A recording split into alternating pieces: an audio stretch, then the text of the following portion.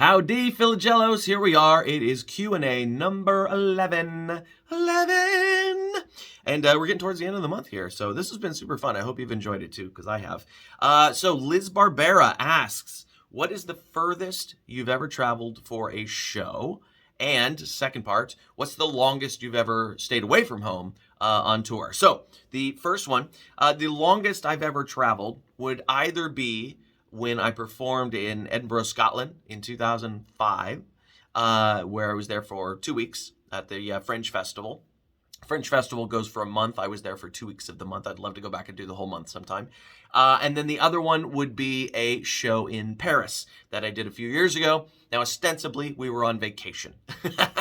But I did book a gig while we were on vacation in Paris, much to the chagrin of my girlfriend. It was not only a highlight of the vacation for me, it was one of my favorite shows of all time because it was in this tiny little underground theater, like literally in the basement of a building.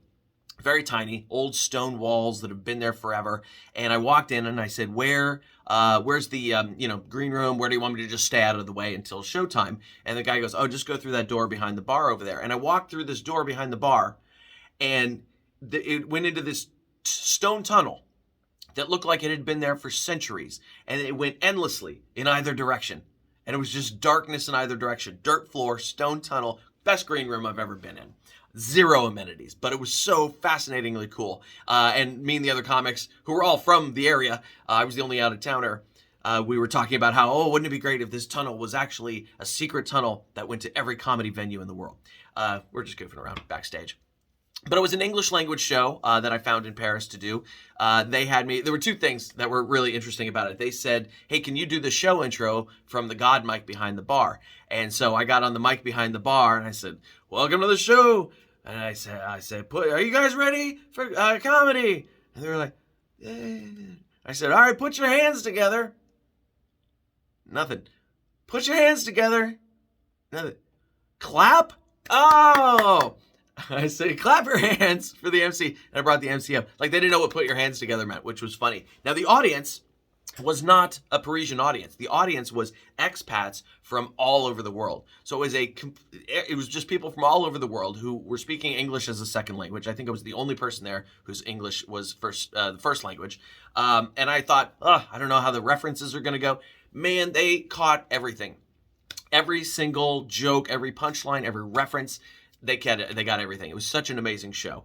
And it was so much fun. They had me close out the show. I think I did 20 minutes or so to close out the show. And it was just the best audience I could ever hope for in a gig like that. And so I will show you a clip of that audience that I have. I have video of it. I'll show you a clip of that audience. Not me, but the audience at the end of this video. And then, of course, the Edinburgh Fringe Festival is, if you've never heard of it, if you're not familiar with it, holy cow, it's ridiculous. It's a month of festival shows in Edinburgh, Scotland.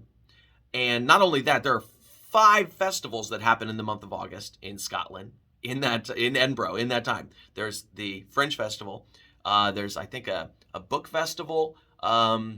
There's another arts festival that's more like dance and theater stuff. And there's 2 others that I don't remember. The military tattoo happens, which is also fascinating. And then there's something else. So there's like 5 festivals. The entire world descends on Edinburgh. Anybody that lives in Edinburgh leaves and rents out their place. Everything is super expensive. And it was literally doing shows every single night in a black box theater in Edinburgh. And it was fascinating. And Lynn Ruth Miller took me and a bunch of the other San Francisco comics out to do that show. And that was very formative. That was one of my earliest comedy performing experiences. I was only in comedy for maybe a year and a half when I got to do that. So much fun, so much fun. So Edinburgh, Scotland, Paris, France. Those are the furthest places that I've ever gone. And as far as for how long I've been on the road at a time, no more than 3 weeks, I think was maybe the longest. There's the heyday of, hey, we're going on tour for the next 2 years doesn't exist anymore. It's too expensive. And just the logistics of it are too out of hand, and there's so much more opportunity elsewhere to be putting time and energy and money that the ridiculously long tours really aren't a thing anymore, even for the Taylor Swifts of the world. It's just not how it works anymore. So I don't go out for any more than 2 or 3 weeks out of the month because I get homesick. I want to come home and see my girlfriend and do some regular people stuff and work around here. So it's fortunate that I have multiple streams of income and I don't have to be on the road when I don't want to be, because I worked with some comedians in my early days that were hardcore career road dogs, and every single one of them hated doing comedy. Can you imagine that? They hated doing comedy. They were so sick of it. They were so sick of playing the same casinos and bars and clubs every night that they hated it. And I said, I never want to hate this. And so I've always given myself the choice of being on the road or not. And so for that reason, I don't go out any more than 2 or 3 weeks max at a time. Okay, so there you go, Liz. Thanks for the question, and hope it was fulfilling for you.